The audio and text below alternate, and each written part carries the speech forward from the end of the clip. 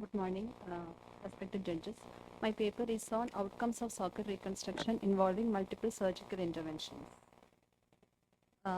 So, in September 2012, this 9-year-old male child presented to me. He's a known case of bilateral retinoblastoma, right eye status post enucleation with a ball implant at 2 years of age, extruded implant, and dermis fat graft done elsewhere.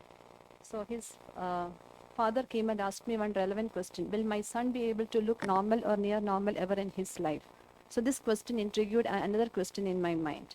In this context, I did a study to analyze the outcome of socket reconstruction in patients requiring multiple surgical interventions, highlighting both the challenges encountered and the strategies employed to optimize functional and aesthetic results.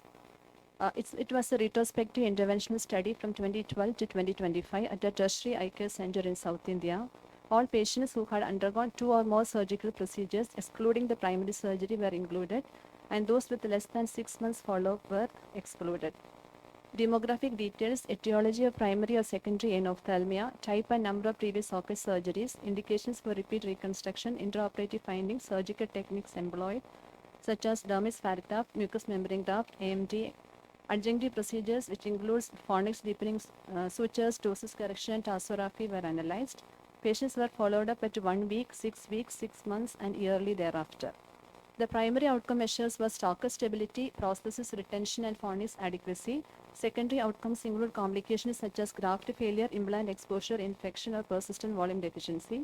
Surgical success was defined as a stable socket that could comfortably retain a prosthesis without the need for any further major surgical intervention at final follow-up. Cosmetic outcome was defined in terms of symmetry, appearance, and patient satisfaction, and graded on a scale of 1 to 3, ranging from good, fair, and poor. Coming to the results, we had 15 eyes aged 5 months to 58 years. Males and females were almost equal. The follow-up ranged from 6 months to 12 years with an average of 3.1 years. On analyzing the primary pathology, 4 had intraocular tumors, 4 with infections, 4 patients had congenital anophthalmia or microphthalmia, and 3 had trauma.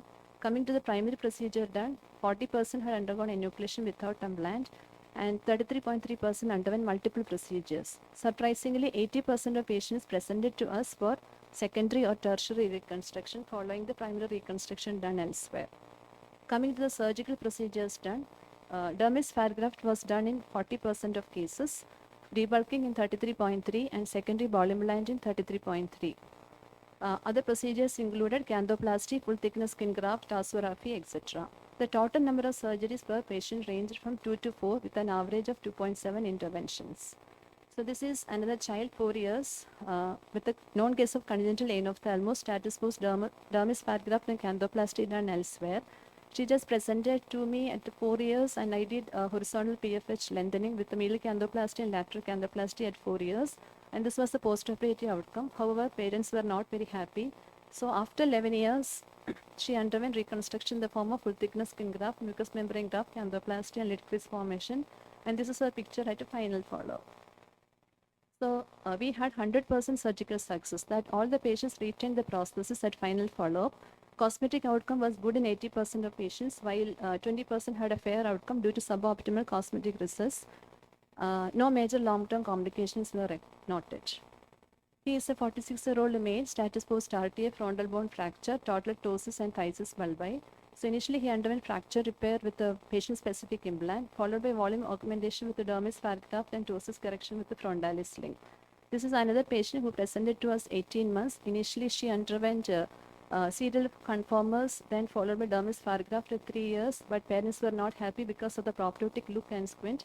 Later she underwent dermis fat graft debulking with the tarsography, and this is her picture at final follow-up.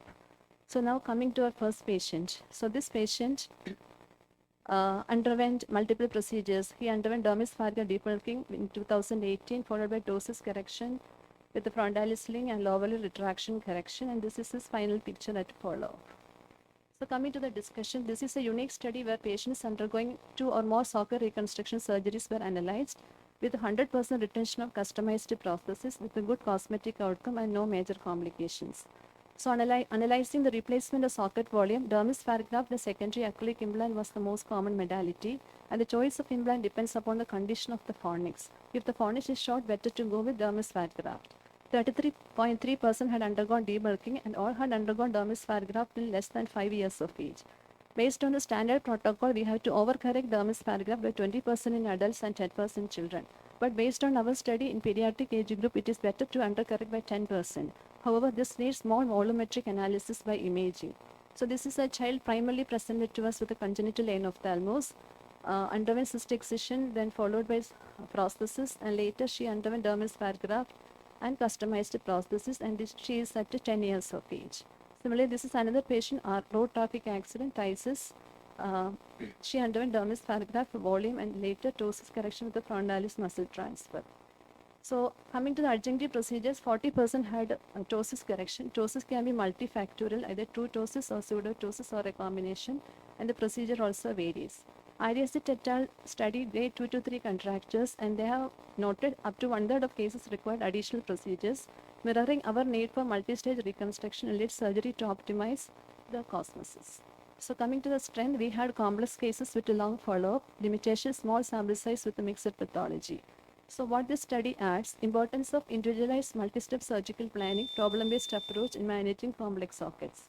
Patients need preoperative counseling regarding the possibility for multiple surgeries. A combination of surface expansion, volume augmentation, and lid correction provides a favorable outcome in restoring function and cosmesis in socket reconstruction. These are my references. Thank you.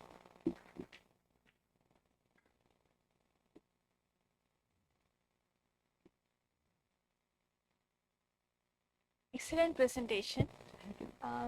Especially the cosmetic outcome is very good. Thank you. And in patients with who have undergone treatment for retinoblastoma, would you expect any unique challenges because of Yes, ma'am. you Depending elaborate? on the primary treatment which they had undergone, if they had undergone radiation in the past, secondary reconstruction is really very challenging. So most of the time we reconstruct with the dermis fat graft once they're older. Even my first patient, he presented to me in 9 years. I did the reconstruction at the age of 15 years. So that was the major challenge. Wound healing can be a problem, especially if they had undergone radiation. Change your procedure in any way for this purpose? Now I will try with the best procedure, volume reconstruction followed by other adjunctive procedures. If the volume reconstruction fails, then I have to counsel the patient regarding the complications and you have to accept what you have.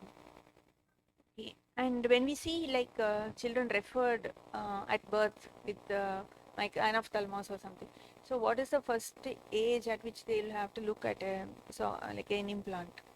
When would you recommend? Yeah, initially I start with the surface expansion with the serially grading conformers, and by 2 to 3 years I'll go for volume expansion with the dermis fat graft. By that time they will have some fat to take from the gluteus to put it in the socket. Thank you. So she has asked all the questions that I wanted to ask.